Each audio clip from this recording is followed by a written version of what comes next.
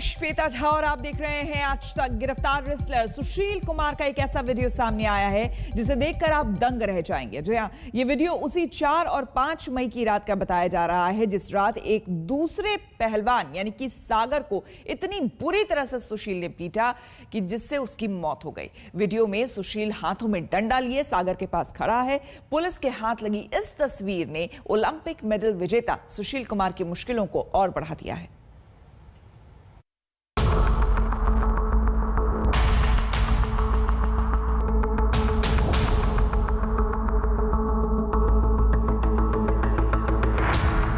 सुशील कुमार के खिलाफ सबसे बड़ा सबूत सामने आया। सागर धनखड़ की पिटाई का वीडियो में सुशील कुमार पिटाई करते हुए दिखे। सुशील कुमार के हाथ में दिखा डंडा।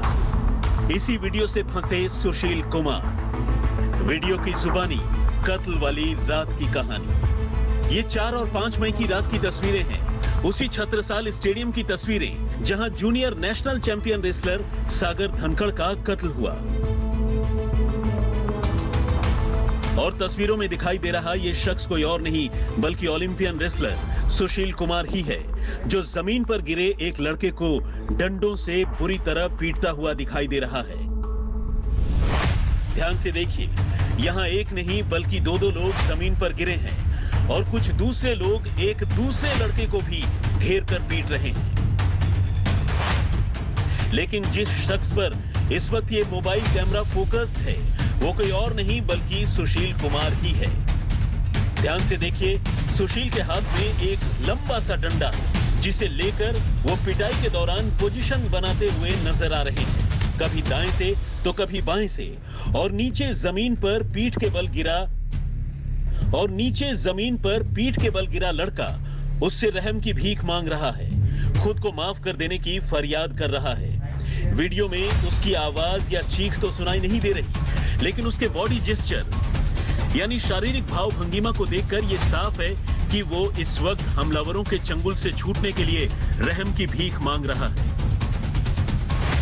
लेकिन जरा रुकिए, इन तस्वीरों में उस रात मचे कोहराम में हथियारों की मौजूदगी के भी साफ साफ सबूत हैं। गौर से देखिए, यहाँ कैसे एक शख्स खुलेआम हाथ में रिवॉल्वर लेकर घूम रहा है, यानी कभी भी कुछ भी हो सकता है।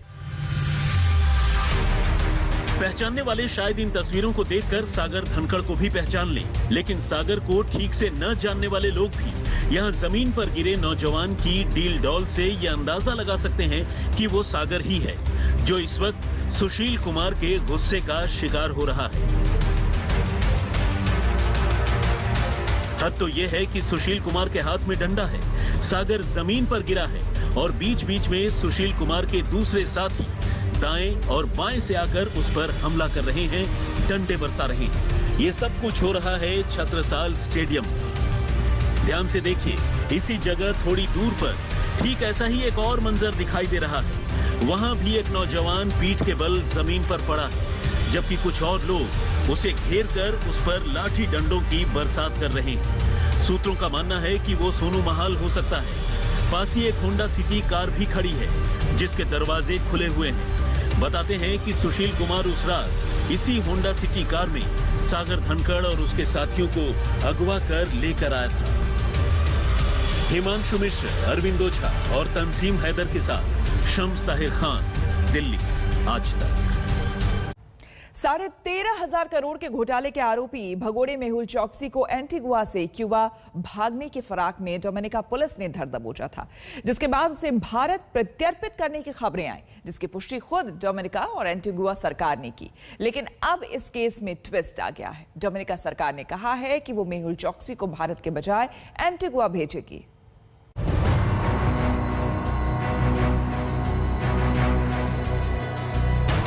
पीएनबी घोटाले में 13,500 करोड़ रुपए का फ्रॉड करने वाले हीरा कारोबारी मेहुल चौकसी को भारत लाने की उम्मीद को धक्का लगा है, क्योंकि अब डोमिनिका ने चौकसी को वापस एंटीगुआ भेजने का फैसला किया है। दरअसल डोमिनिका के national security and home affairs ने कहा है कि गैर कानूनी तरीके से डोमिनिका में प्रवेश करने के आरोप में गिरफ्तार चौकसी को जल्द एंटीगुआ भेज दिया जाएगा। इस बारे में एंटीगुआ और बारबुडा से चौकसी की नागरिकता से जुड़ी जानकारी मांगी गई है, जिसके बाद चौकसी को एंटीगुआ को सौंप दिया जाएगा। इससे पहले एंटीगुआ की सरकार ने डोमिनिका से कहा था कि चौकसी को सीधे भारत भेज दो, जिसकी पुष्टि एंटीगुआ के प्रधानमंत्री ने भी की थी।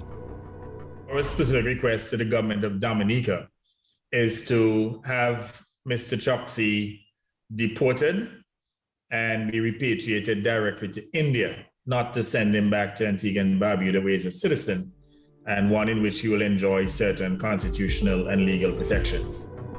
दरअसल भारत प्रत्यर्पण के डर से मेहुल चौकसी क्यूबा भागने की फिराक में था। रविवार को एंटीगुआ से लापता होने के बाद मेहुल चौकसी का पता लगाने में इंटरपोल भी लगी हुई थी। मंगलवार को उसे डोमिनिका में दबोच लिया गया था, जिसके बाद से माना जा रहा था कि मेहुल चौकसी को अब भारत प्रत्यर्पित कर दिया जाएगा। हालांकि तब मेहुल चौकसी के वकील ने कहा था कि मेहुल चौकसी अब भारत के नागरिक नहीं हैं, इसलिए उन्हें सिर्फ एंटीगुआ ही डिपोर्ट किया जा सकता है। Being in Antigua because he's a valid citizen of Antigua. Moreover, in Antigua, by challenging the vires, that is the constitutional validity of the Antiguan Extradition Act, Antiguan Citizenship Act, we've taken a stay on even the processing of any extradition request sent from India or to be sent from India. So the matter is pending in the High Court at Antigua, so there was no issue at all. यानी भगोड़े मेहुल चौकसी को भारत लाने की उम्मीद एक बार फिर तकनीकी तामझाम में फंस गई है, जबकि डोमिनिका और एंटीगुआ की सरकारें चौकसी को भारत प्रत्यर्पित करने के लिए अपनी हामी भर चुकी थी। चौकसी को 2017 में एंटीगुआ और बरबूडा की नागरिकता मिली थी। 2018 में भारत से भागने के बाद से ही चौकसी एंटीगुआ में रह रहा था। पीएनबी घोटाले में चौकसी के साथ उसका साथी नीरव मोदी भी भारत छोड़कर भाग गया था। तब से ही दोनों आरोपियों के प्रत्यर्पण की कोशिश की जा रही है। नीरव मोदी ब्रिटेन में है और वहां के गृह मंत्रालय ने उसके प्रत्यर्पण को मंजूरी दे दी है। हालांकि इसके खिलाफ नीरव मोदी ने हाईकोर्ट का दरवाजा खटखटाया है। डोमिनिका में चौकसी की गिरफ्तारी के बाद उसको भारत लाने की उम्मीद जगी थी, लेकिन फिलहाल ये मामला अब टल गया है। दिल्ली से मुनीश पांडे के साथ आज तक ब्यूरो। प्रधानमंत्री नरेंद्र मोदी आज चक्रवाती तूफान यास से प्रभावित उड़ीसा और पश्चिम बंगाल के कई इलाकों का सर्वे करेंगे।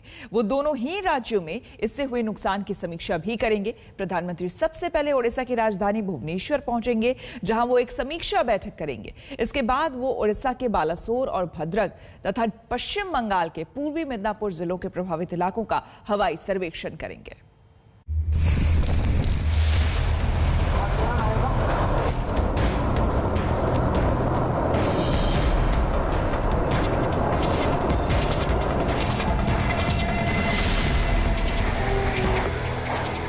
यास तूफान के तांडव से हुए नुकसान का जायजा लेने प्रधानमंत्री नरेंद्र मोदी आज पश्चिम बंगाल और उड़ीसा का दौरा करेंगे। आपको याद होगा, कुछ दिन पहले प्रधानमंत्री ने गुजरात और दीव में ताउते तूफान से प्रभावित क्षेत्रों का हवाई सर्वेक्षण किया था। इस बार मोदी बंगाल और उड़ीसा में होंगे। यास तूफान से आई तबाही को आप इन तस्वीरों से समझ सकते हैं।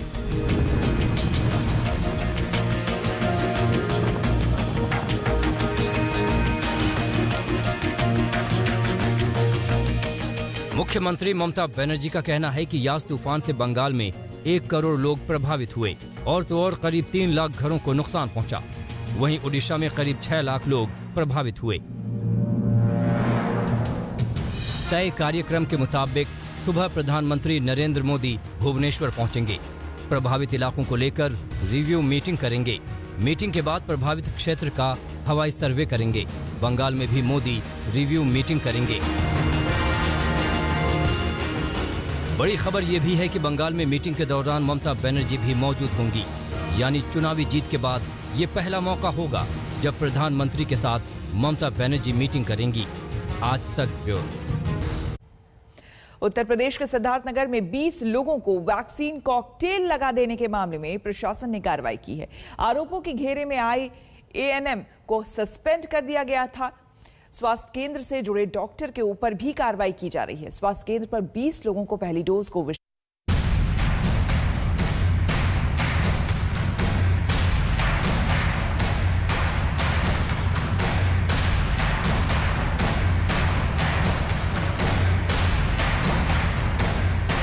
उत्तर प्रदेश में सिद्धार्थनगर के एक गांव में वैक्सीन कॉकटेल सिर्फ एक चूक नहीं, सिर्फ एक लापरवाही नहीं, बल्कि ये इंसान की जान से खेलने का अपराध है। ये वो करतूत है जिसने सरकारी मशीनरी के काम करने के तरीके, उसकी सोच को उजागर किया है। इसमें आम लोगों की जिंदगी को सस्ता समझने की सरकारी ठर्रे की हिमाकत नजर आती है। सिद्धार्थनगर के औदही कलां गांव में 20 लोगों को 1 डोज कोविशील्ड और 1 डोज कोवैक्सीन देने के मामले में जब आज तक ने खबर दिखाई, तब स्थानीय प्रशासन से लेकर लखनऊ और दिल्ली तक हड़कंप मच गया। आज तक की खबर के बाद कटघरे में आई एएनएम को सस्पेंड किया गया है। संबंधित डॉक्टर्स पर भी गाज गिरनी तय है। आप लोगों को अवगत है कि ये प्रकरण ऑलमोस्ट 12 दिन पहले एक सब सेंटर पे एएनएम की लापरवाही की वजह से हुआ था, जिसमें ये गलत डोज लगा दी गई थी। तो उसमें उन एएनएम को सस्पेंड कर दिया गया है। जो भी डॉक्टर हैं और जो भी इम्यूनाइजेशन ऑफिसर हैं उनके खिलाफ भी कार्रवाई की गई है और बाकी लोगों का रेगुलर लेवल पे हेल्थ चेकअप किया जा रहा है। अभी किसी को कोई समस्या नहीं है और रेगुलर लेवल पे एक डॉक्टर की टीम मॉनिटर करती है जो उनको हमेशा निगरानी में रखे फॉर नेक्स्ट 2-3 मंथ्स, और यही चीज़ अभी निर्णय लिया है। अप्रैल को औदही कलां के स्वास्थ्य केंद्र पर 20 लोगों को कोविशील्ड का टीका लगा। 14 मई को उन्हें कोवैक्सीन का टीका लग गया। ऐसी गैर जिम्मेदाराना हरकत सोच से भी परे है, क्योंकि एक टीकाकरण की राष्ट्रीय स्तर पर मॉनिटरिंग होती है। प्रशासन का दावा है कि जिन लोगों के वैक्सीनेशन में ये गड़बड़ झाला हुआ, उनके स्वास्थ्य पर लगातार नजर बनी हुई है। गनीमत है कि अभी किसी का स्वास्थ्य नहीं बिगड़ा है, लेकिन जिनके साथ ये गड़बड़ी की गई उनमें डर तो बैठा ही हुआ है। जाने अनजाने में लगा या पता नहीं चला? अब ये तो वही लोग बता सकते हैं कि जानकारी से लगाए कि वैसे भूल से लगी, ये तो वही बता सकते हैं। और ये 1 महीने के अंतराल पर जब आप लोगों को पड़ा तो आप लोगों को कैसे पता चला कि अलग अलग वैक्सीन लग गई? जब वैक्सीन 14 अप्रैल को लगा, उसके बाद 14 मई को जब लगा तो मानपुर के एक नंदलाल चौधरी थे। जब वैक्सीन खत्म हो गया तो फोन किए ब्लॉक पर और वहां से पता चला कि वो वैक्सीन गलत है। वहीं से हम लोग को पता चला। तो जब गांव में अलग अलग वैक्सीन लगी तो क्या हड़कंप मचा था? क्या सब लोग चिंतित हो गए? जी हाँ, चिंतित जरूर हो गया साहब। चिंतित में तो आई गवा रहा था। ये बात सच है कि कोरोना वैक्सीन के कॉकटेल पर दुनिया भर में ट्रायल हो रहा है। वैज्ञानिक परीक्षणों से अभी तक जो संकेत मिल रहे हैं, उसमें एक तरह की वैक्सीन के कॉकटेल के खराब नतीजों के मिलने की आशंका नहीं है। लेकिन जिस चीज का पूरी सावधानी के साथ ट्रायल किया जाना चाहिए, ट्रायल के पहले जिम्मेदार अथॉरिटीज की मंजूरी मिलनी चाहिए, वो कुछ लोगों के साथ तुक्के में हो जाए, बिना उनकी इजाजत के हो जाए, बिना इस बात का आकलन किए हो जाए कि अगर उनके साथ कुछ अनहोनी होगी तो क्या होगा, तब आप सिर्फ हैरान ही हो सकते हैं। ऐसे में सिद्धार्थनगर में लापरवाही से वैक्सीन कॉकटेल का ये मामला सरकारों के लिए सबक बनना चाहिए। कसूर सिर्फ एक एएनएम या डॉक्टर का नहीं है, उस पूरी चेन का दोष है जिसकी वजह से अलग अलग वैक्सीन स्वास्थ्य केंद्र पर पहुंची और 20 लोगों को लग भी गई। इस गफलत के लिए हर एक दोषी पर कार्रवाई होनी चाहिए। सिद्धार्थनगर से कुमार अभिषेक के साथ आज तक ब्यूरो। भारत में इस वक्त कोविशील्ड कोवैक्सीन लगाई जा रही है। स्पुतनिक को भी मंजूरी मिल गई है, लेकिन तीनों वैक्सीन अलग अलग प्रकार की वैक्सीन है। इसलिए यह बड़ा सवाल है कि क्या इन्हें दूसरी डोज में मिक्स किया जा सकता है। दुनिया में किस तरह से इस पहेली को सुलझाने की कोशिश की जा रही है और क्या सवाल है, ये भी हम आपको बताते हैं। कोरोना वैक्सीन की दोनों डोज एक ही वैक्सीन से लगनी चाहिए या फिर दूसरी डोज किसी दूसरी वैक्सीन से भी लगाई जा सकती है। इस सवाल का जवाब दुनिया भर में फार्मा कंपनियां और रिसर्चर्स ढूंढ रहे हैं, क्योंकि दूसरी डोज किसी दूसरी वैक्सीन से लगाए जाने की चिंता ये है कि वैक्सीन के इस कॉकटेल से कहीं कोई खतरा तो नहीं होगा, कहीं कोई साइड इफेक्ट्स तो नहीं होंगे, कहीं फिर वैक्सीनेशन बेअसर तो नहीं हो जाएगा। हमारा प्रोटोकॉल बिल्कुल क्लियर है कि जिस वैक्सीन की पहली डोज दी जाती है उसकी ही सेकेंड डोज देनी है। इस मामले में क्या हुआ इसका पता होना चाहिए, पता करना चाहिए, इन्वेस्टिगेट होना चाहिए। लेकिन मैं ये भी कह सकता हूँ कि अगर दूसरे वैक्सीन की डोज भी लग जाए तो शायद कोई ऐसे सिग्निफिकेंट एडवर्स इफेक्ट शायद अनलाइकली है। इनफैक्ट ये भी एक साइंटिफिक नैरेटिव चलता है कि एक वैक्सीन के बाद दूसरा दिया जाए तो इम्यूनिटी और भी स्ट्रांग तरीके से उभर के आती है। अभी तक के नियम कायदे से एक ही वैक्सीन की दोनों डोज लगनी चाहिए, लेकिन क्या दूसरी डोज अलग वैक्सीन से लगाया जाना मुमकिन है? इस पर दुनिया भर में पिछले 4 महीने से अध्ययन किए जा रहे हैं। ब्रिटेन में अलग अलग वैक्सीन लगाए जाने का एक ट्रायल फरवरी में शुरू हुआ था, जिसमें एक ग्रुप को पहले फाइजर का टीका लगा और फिर 28 दिन बाद एस्ट्राजेनेका वैक्सीन का टीका लगाकर देखा गया। ब्रिटेन में बाद में इस ट्रायल को और विस्तार दिया गया और फाइजर, मॉडर्ना, नोवावैक्स, एस्ट्राजेनेका जैसी अलग अलग वैक्सीन के 8 कॉम्बिनेशन बनाकर इन्हें लगाकर अध्ययन किया जा रहा है। ऐसे ट्रायल से पता लगाया जा रहा है कि वैक्सीन के कॉकटेल से कोई साइड इफेक्ट्स तो नहीं हो रहे, किसी को कोई बड़ा खतरा तो नहीं हो रहा, और अलग अलग वैक्सीन की डोज लगने से वैक्सीन उतनी प्रभावी हो रही है या नहीं। चूंकि वैक्सीन एक स्वस्थ इंसान को दी जाती है, तो वैज्ञानिक चाहते हैं, इम्यूनोलॉजिस्ट चाहते हैं कि इसका एक वैज्ञानिक आधार हो, उस पर रिसर्च हो। तो अगर इम्यूनोलॉजिकल सिद्धांत में पूछा जाए तो वैक्सीन को मिक्स करने से कोई भी खतरा नहीं है, वो लगभग सेफ होती हैं। लेकिन हम यह नहीं जानते हैं कि वो इफेक्टिव होंगी या एफिकेसी उनकी कितनी होगी। तो लोग सवाल पूछते हैं कि और ज़रूरी है कि उस पर रिसर्च की जाए। तो दुनिया के कुछ देशों में इस तरह की रिसर्च की गई हैं और कुछ कंप्लीट हो गई हैं, जिसमें देखा गया है कि पहले एक वैक्सीन दी जाए और फिर उसके बाद दूसरी वैक्सीन दी जाए।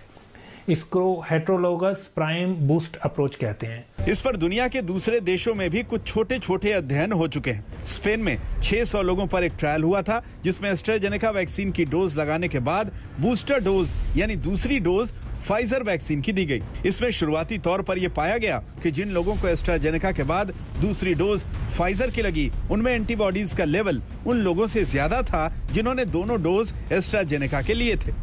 चीन में भी वैज्ञानिकों ने इसी तरह के कुछ प्रयोग किए हैं। वहां 4 तरह की वैक्सीन के अलग अलग कॉम्बिनेशन बनाकर ये पाया गया कि एक ही वैक्सीन के दोनों डोज के मुकाबले वैक्सीन का कॉम्बिनेशन ज्यादा प्रभावी है।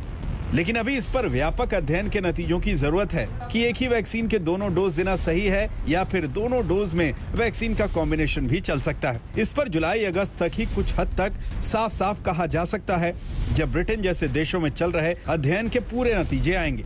लेकिन एक्सपर्ट्स के मुताबिक वैक्सीन का कॉम्बिनेशन आने वाले दिनों में ये मजबूरी भी होगा और कोरोना से लड़ाई लड़ने के लिए जरूरी भी, क्योंकि वैक्सीन की दुनिया भर में कमी को देखते हुए इस बात की गारंटी नहीं है कि पहली डोज जिस वैक्सीन की लगी है उसे दूसरी डोज भी उसी वैक्सीन की मिल पाए, यानी दूसरी डोज किसी दूसरी वैक्सीन की लेने की मजबूरी होगी। दूसरी बात यह है कि एस्ट्राजेनेका जैसी वैक्सीन जिस तरह यूके और यूरोप में कुछ मामलों में ब्लड क्लॉटिंग जैसी समस्याएं बताई गई हैं, उनकी पहली डोज लगाए लोगों को दूसरी डोज किसी दूसरी वैक्सीन के लिए प्रयोग करना मजबूरी थी। तीसरी बात यह कि अमेरिका में जॉनसन एंड जॉनसन जैसी वैक्सीन कंपनियां जिन्हें वैक्सीन उत्पादन में रुकावट आ रही थी, उनका पहला डोज लगाए लोगों को दूसरी डोज किसी दूसरी वैक्सीन की देने की मजबूरी थी। और चौथी बड़ी बात यह है कि कोरोना वायरस जिस तरह से रूप बदल रहा है, उसमें वैक्सीन के कॉम्बिनेशन को एक ही वैक्सीन के दोनों डोज से ज्यादा प्रभावी और बेहतर रिस्पॉन्स वाला बताया गया है। एक्सपर्ट्स यही मान रहे हैं कि मौजूदा हालात में कोरोना वैक्सीन का भविष्य यही दिख रहा है कि वैक्सीन की डोज का इसी तरह कॉम्बिनेशन होगा या फिर सिंगल डोज वैक्सीन पर सब काम करेंगे। लेकिन इसका तब तक इंतजार करना होगा जब तक वैक्सीन के कॉम्बिनेशन के पक्के तौर पर काम करने के पक्के वैज्ञानिक सबूत न आ जाएं। आज तक ब्यूरो। टीकाकरण को लेकर सरकार और विपक्ष के बीच लगातार घमासान जारी है। विपक्ष के आरोपों का कल सरकार की तरफ से जवाब दिया गया।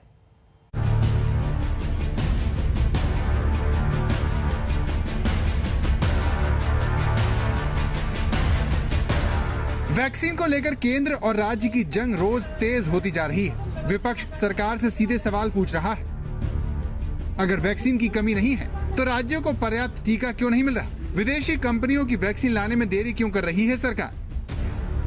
लेकिन बीजेपी कह रही है वैक्सीन है, कोई साधारण पैरासीटामोल की गोली नहीं। एक बात याद रखिए, ये वैक्सीन है, ये कोई ऑफ द शेल्फ अर्थात काउंटर में मिलने वाला कोई साधारण पैरासीटामोल की गोली या कोई साधारण दवाई नहीं है जो आप गए, आपने पेमेंट किया और आप ओवर द काउंटर उस मेडिसिन को उठाए और आप हिंदुस्तान आ गए। सरकार ने विपक्ष के इल्जाम पर जो जवाब दिया उसमें बताया गया कि सरकार 2020 से ही दुनिया की बड़ी वैक्सीन निर्माता कंपनियों से बात कर रही है। दुनिया के किसी वैक्सीन निर्माता का प्रस्ताव अप्रूवल के लिए पेंडिंग नहीं है। केंद्र घरेलू प्रोडक्शन को बढ़ाने में लगा हुआ है। कंपलसरी लाइसेंसिंग का सुझाव कोई जादू की छड़ी नहीं है। केंद्र ने राज्यों पर जिम्मेदारी डालकर पल्ला नहीं छोड़ाया है। राज्यों को पारदर्शी तरीके से वैक्सीन का अलॉटमेंट हो रहा है और बच्चों के वैक्सीनेशन को लेकर भी गंभीरता है और जल्द ही ट्रायल शुरू होंगे। हम जो यहाँ फैलाने की कोशिश कई लोगों ने की कि centre has not approved vaccines available globally, कि वैश्विक स्तर पे जो वैक्सीन्स हैं उनको भारत की सरकार अप्रूव नहीं कर रही है और इस कारण से कहीं ना कहीं भारत में वैक्सीन की कमी रह रही है।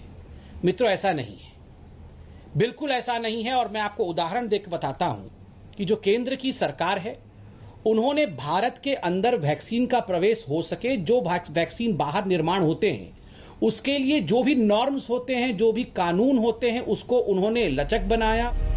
राज्य कह रहे हैं कि उन्हें वैक्सीन नहीं मिल रही। इससे संबंधित आंकड़े राज्य के स्वास्थ्य मंत्री रोज अपनी प्रेस कॉन्फ्रेंस में दिखा रहे हैं। वहीं स्वास्थ्य मंत्रालय उनके दावों को नकार रहा है। उसका दावा है कि भारत ने अब तक 20 करोड़ से ज्यादा वैक्सीन की डोज अपने लोगों को लगा दी है और ऐसा करने वाला वो अमेरिका के बाद दूसरा मुल्क है। वैक्सीन से राज्यों पर जुबानी जंग के बीच स्वास्थ्य मंत्रालय ने राज्यों को मिलने वाली वैक्सीन का आंकड़ा भी रखा। 45 साल से ज्यादा की उम्र वालों के लिए मुफ्त वैक्सीन और सीधी खरीद प्रक्रिया के तहत अब तक राज्यों को 22 करोड़ 16 लाख से अधिक डोज मिल चुकी हैं। इसमें खपत और बर्बादी मिलाकर 20 करोड़ 17 लाख से ज्यादा डोज खत्म हो चुकी है। यानी राज्यों के पास 1 करोड़ 84 लाख डोज से अधिक पेंडिंग है। राज्यों को अगले 3 दिनों में 11 लाख डोज और मिल जाएंगे।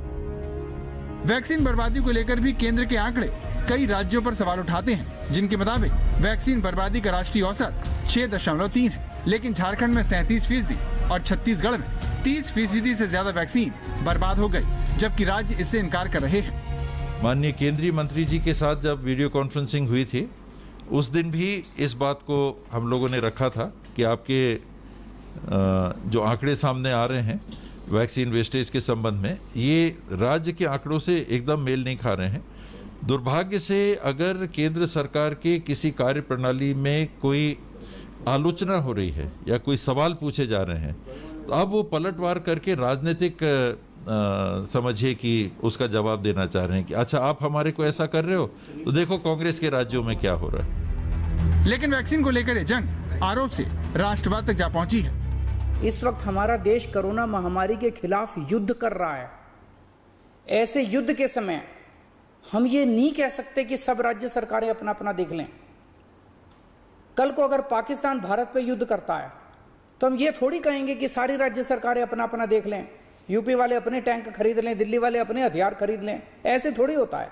दुख तो इस विषय का है जब पाकिस्तान से युद्ध होता है, जब पाकिस्तान से वास्तविक रूप में लड़ाई होती है, सर्जिकल स्ट्राइक होती है, उस समय भी आप कहां बकसते हैं हमें, उस समय भी आप राजनीति करने से कहां चूकते हैं, उस समय भी आप सबूत मांगते हैं, उस समय भी आप सर्जिकल स्ट्राइक पर, एयर स्ट्राइक पर विश्वास नहीं करते हैं। और आज भी जब देश कोरोना से लड़ रहा है तो आप इस युद्ध में भी राजनीति ढूंढ रहे हैं। आप नहीं चाहते हैं कि इस युद्ध को हम जीतें। कोरोना महामारी के बीच जब केंद्र और राज्य पक्ष और विपक्ष को साथ मिलकर काम करना चाहिए, तब रोज नया विवाद खड़ा हो रहा है, जिसे सिर्फ वैक्सीन की मांग को पूरा करके ही खत्म किया जा सकता है। आज तक ब्यूरो। हमारे लिए वक्त हो गया एक छोटे से ब्रेक का। बने रहे हमारे साथ, देखते रहिए आज तक।